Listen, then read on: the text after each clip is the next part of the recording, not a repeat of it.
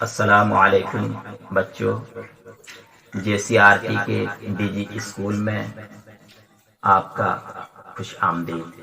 میں محمد نصر اللہ انصاری چھٹی جماعت کی درسی کتاب اپنی زبان کا دوسرا سبق ایک خط لے کر حاضر خدمت ہوں۔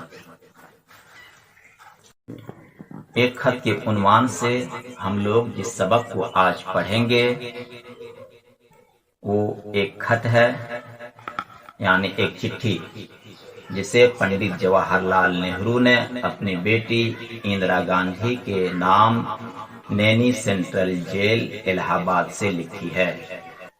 پہلے زمانے میں جب ٹیلی فون اور موبائل نہیں ہوا کرتے تھے تو لوگ خطوط کے ذریعہ سے اپنا پیغام دوسروں تک پہنچایا کرتے تھے۔ خطوط نویسی ایک فن ہے جسے مکتوب نگاری بھی کہا جاتا ہے۔ اردو ادب میں خطوط نویسی بطور ایک مضمون پڑھایا جاتا ہے۔ بچوں تو آئیے اب ہم سبق ایک خط کی بلند خوانی کرتے ہیں۔ ایک خط، پنڈت جواہر لال نہرو کا خط اپنے بیٹی اندرا کے نام، نینی سینٹرل جیل الہ آباد، 26 اکتوبر 1930۔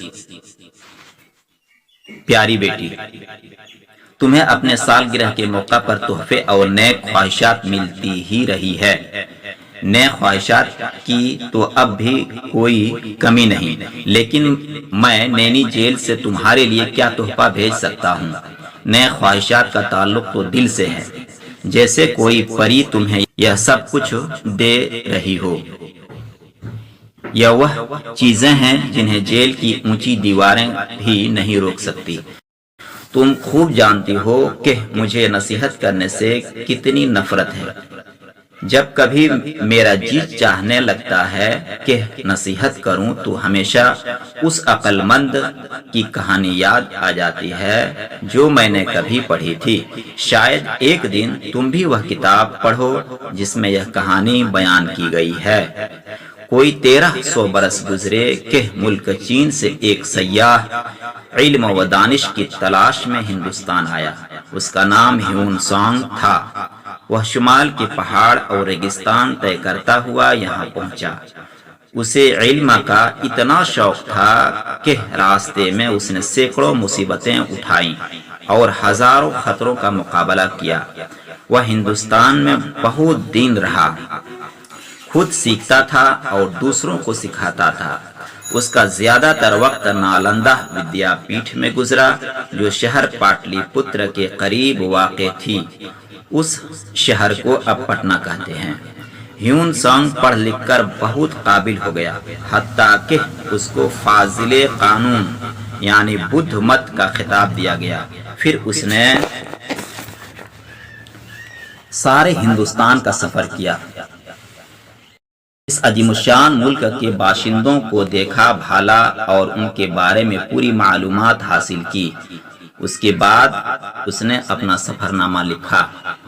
اس کتاب میں وہ کہانی بھی شامل ہے جو اس وقت مجھے یاد آئی۔ یہ ایک شخص کا قصہ ہے جو جنوبی ہند سے شہر کرنا سونا میں آیا۔ یہ شہر صوبہ بہار بھاگلپور کے آس پاس کہیں تھا۔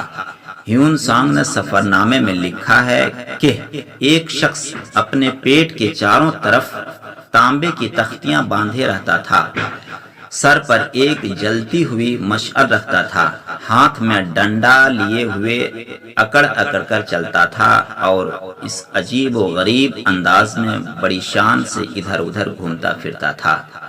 جب کوئی اس سے پوچھتا کہ آخر آپ نے یہ کیا صورت بنا رکھی ہے تو وہ جواب دیتا کہ میرے اندر بے حساب علم بھرا ہوا ہے، مجھے اندیشہ ہے کہ کہیں میرا پیٹ نہ پھٹ جائے، اس لیے میں نے اپنے پیٹ پر تانبے کی تختیاں باندھ رکھی ہیں، اور چونکہ تم سب لوگ جہالت کے اندھیرے میں رہتے ہو مجھے تم پر ترس آتا ہے، اس لیے میں ہر وقت اپنے سر پر مشعل لیے پھرتا ہوں۔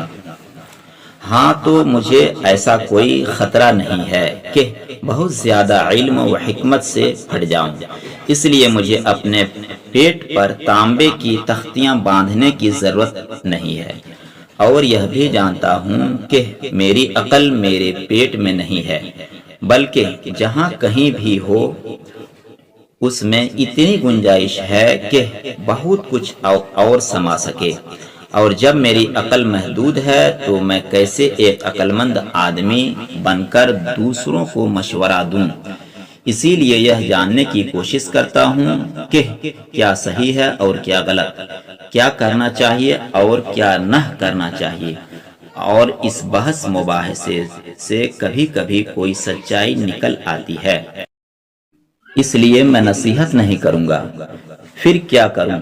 خط باتوں کی جگہ نہیں لے سکتا کیونکہ یہ یک طرفہ ہوتا ہے، اس لیے میں اگر کوئی بات کہوں اور وہ تم کو نصیحت لگے تو اسے کڑوی گولی سمجھ کر مت نگلو، بس یہ سمجھو کہ میں تم کو مشورہ دے رہا ہوں، اور گویا تم آمنے سامنے بیٹھے باتیں کر رہے ہیں۔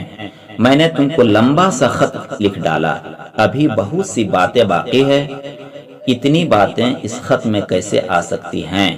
تم بڑی خوش قسمت ہو کہ اپنے ملک کی آزادی کی جد و جہد کو دیکھ رہی ہو، تم اس لحاظ سے بھی خوش قسمت ہو کہ ایک بہادر عورت تمہاری ماں ہے۔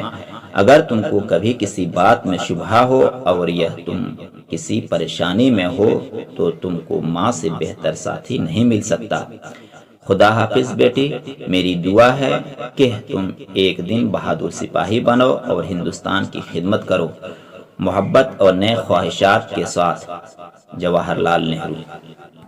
آئیے بچوں، اس سبق میں آئے ہوئے مشکل الفاظ کو حل کرتے ہیں۔ نینی جیل، الہ آباد کی ایک جیل۔ سیاح معنی جگہ جگہ سیر کرنے والا، ملکوں ملکوں گھومنے والا۔ علم معنی واقفیت، معلومات، دانش، عقل، سمجھ۔ نالندہ ودیا پیٹھ، پرانے زمانے کی ایک یونیورسٹی جو پاٹلی پتر پٹنہ کے قریب تھی۔ پاٹلی پتر موجودہ نام پٹنہ۔ فاضل قانون، قانون کو جاننے والا، ماہر قانون۔ بدھ مت، بدھ مذہب۔ عظیم الشان، بڑی شان والا، اعلیٰ۔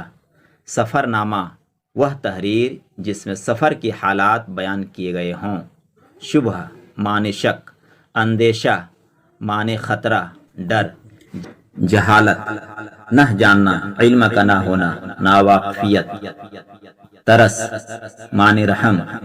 مشعل، وہ ڈنڈا جس کے ایک سرے پر کپڑا لپیٹ کر جلایا جاتا ہے اور اس سے روشنی کی جاتی ہے۔ چراغ، علم و حکمت، عقل مندی، دانش مندی۔ گنجائش، سماعی، جگہ۔ محدود معنی حد کے اندر، تنگ۔ بحث و مباحثہ، بحث و تکرار۔ جد و جہد، سخت کوشش۔ آئیے بچوں، اس سبق میں آئے ہوئے سوالات کو ہم لوگ حل کرتے ہیں۔ پنڈت جواہر لال نہرو کون تھے؟ اس کا جواب ہے پنڈت جواہر لال نہرو آزاد بھارت کا پہلا وزیر اعظم اور جنگ آزادی کے ایک عظیم مجاہد تھے۔ دوسرا سوال، پنڈت نہرو نے یہ خط کس کے نام اور کہاں سے لکھا؟